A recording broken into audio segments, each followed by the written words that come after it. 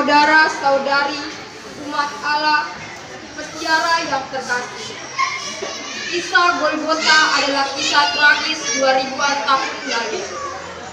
Tragedi Golgota adalah sebuah sejarah yang layak disimak, sebuah kisah yang patut ditulis ulang. Adalah suatu kebenaran yang tak dapat disangkal, yakni peristiwa wafatnya Yesus Kristus merupakan pengalaman yang paling tragis dalam hidupnya. Peristiwa yang tidak kita alami secara langsung ini sangat menyentil perasaan manusiawi kita. Pertama, Yesus dijatuhi hukuman mati. Bagaikan penjahat, Yesus dihadapkan kepada Pilatus untuk diadili. Orang banyak yang sudah dirasuki kebencian berteriak, "Salibkan dia! Salibkan dia! Lenyapkan dia!" meski tidak ditemukan satu kesalahan apapun dari diri Yesus, namun karena tekanan banyak orang, akhirnya Pilatus menjatuhkan hukuman mati. Yesus diserahkan untuk disalibkan. Yesus menghadapi situasi mencekam penuh kegiatan. Para muridnya sangat ketakutan dan lari meninggalkannya. Cintanya yang tulus membuahkan kekuatan untuk setia meski menghadapi penderitaan dan ditinggalkan oleh para murid yang dicintainya. Yesus memanggul salib. Karena ketulusan cintanya, Yesus menerima semuanya itu dengan rela. Sepatah kata pun tidak terucap dari bibirnya. Cintanya memberikan keteguhan untuk menerima dengan tulus perlakuan yang sangat tidak adil dan menyakitkan.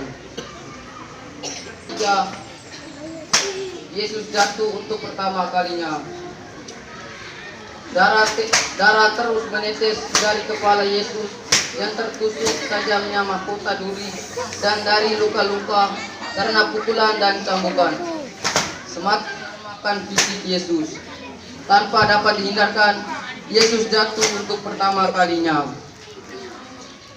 Tubuhnya yang penuh luka tertindih salib berat. Dengan perlahan, dia berusaha bangun lagi kekuatan untuk tidak berkata dan mengatasi kerapuhan fisiknya. Dia berdiri dan kembali berjalan menuju Golgota.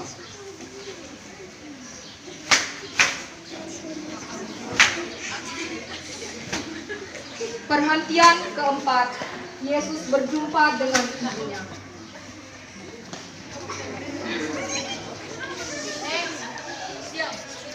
Maria dan Yesus berjumpa di jalan penderitaan. Ibu dan anak saling memandang dalam keharuan yang mencekam. Dalam hatinya yang hancur, Maria berkata, "Anakku, tatapanmu menembus hatiku. Aku ingin memelukmu, membersihkan luka di wajahmu, mengobati bilur-bilur yang menggores punggungmu, menyeka keringat yang membasahi tubuhmu, membalut lara hatimu, dan menghibur duka jiwamu." Yesus ditolong Simon dari Kirene. Tubuh Yesus semakin lemah karena luka-luka yang mengalirkan darah tanpa henti. Dengan tertatih-tatih, Yesus tetap melangkahkan kakinya menuju Golgota yang masih jauh jaraknya. Para prajurit khawatir jika Yesus mati di tengah jalan. Kemudian, dengan kasar, mereka memaksa Simon dari Kirene untuk menggantikan Yesus memangul salib Yesus yang berat itu. Sejenak, Yesus dapat berjalan tanpa memikul salib.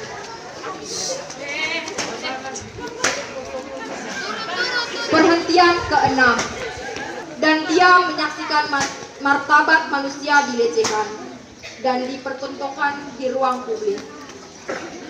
Maka tindakan Veronika yang biasa itu mempunyai nilai-nilai ilahi yang abadi. Tindakan kecil tapi dilakukan dengan cinta yang besar.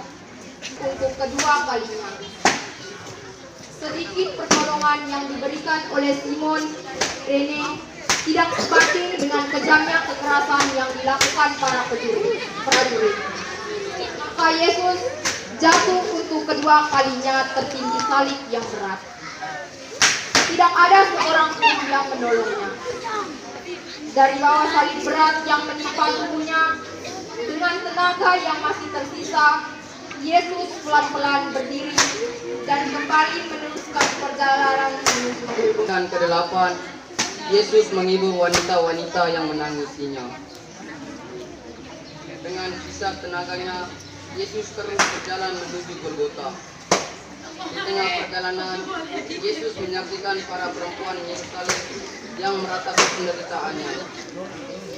Kepada perempuan itu Yesus berkata, "Hai putri-putri Yerusalem, janganlah engkau menangisi aku, melainkan tangisilah dirimu sendiri dan anak-anakmu." Yesus memperingatkan para ibu bahwa menyaksikan penderitaan yang menimpa dirinya, Yesus jatuh untuk ketiga kalinya. Jalan menuju puncak Golgota semakin menanjak.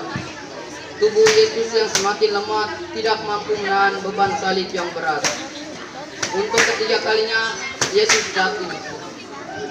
Tubuhnya terhempas di tanah batu-batu. Sudah jatuh ketiga kali tertindih salib berat. Semangat Yesus tidak, pakaian Yesus ditanggalkan.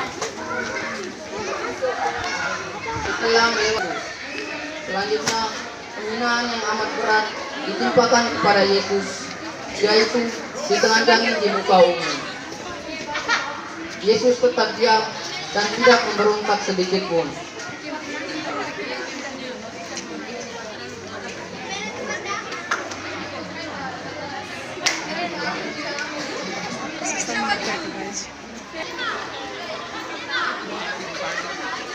Yesus tetap diam dan tidak memberontak sedikit pun.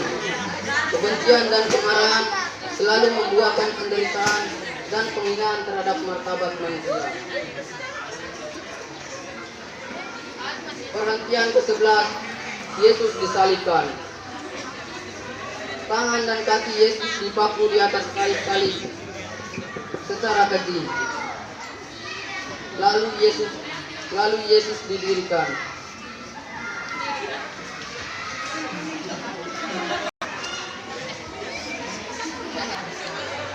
Yesus dihujat, "Hai engkau yang baik suci dan mau membangun kembali dalam waktu 3 hari, selamatkanlah dirimu.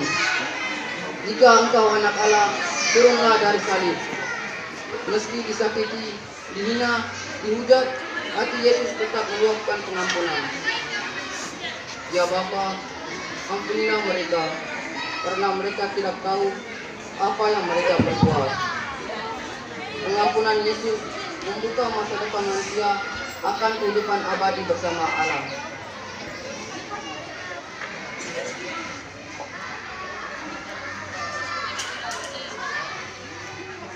Perhentian ke-12, Yesus wafat di atas salib. Setelah tergantung di atas kayu salib kurang lebih 3 jam lamanya, Yesus berseru dengan suara nyaring, "Ya Bapa, ke dalam tangan-Mu kuserahkan nyawaku." Dan setelah berkata demikian, Yesus wafat. Yesus rela mengorbankan hidupnya demi cintanya bagi para muridnya. Ia membuktikan kata-kata yang diucapkan, "Tak ada kasih yang lebih besar daripada kasih seorang yang menyerahkan nyawanya untuk sahabat-sahabatnya."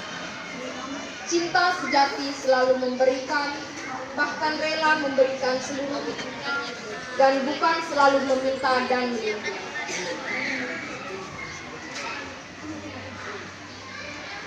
Yesus diturunkan dari salib.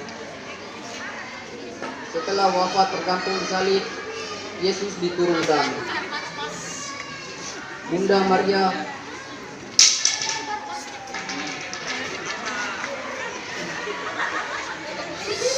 Maria menerima jenazah Yesus di pangkuannya.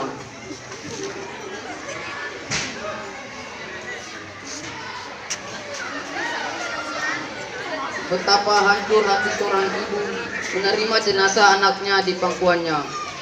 Di Bethlehem, Bunda Maria menimang bayi Yesus di pangkuannya dengan sukacita.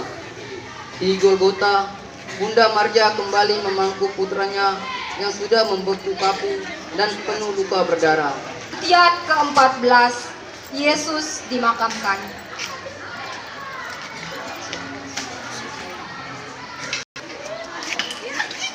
Para muridnya mengambil jenazah Yesus dan mengafaninya dengan kain lenan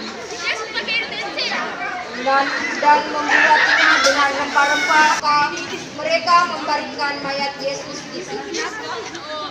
Kita semua yang telah dibaptis dalam Kristus telah dibaptis dalam kematiannya.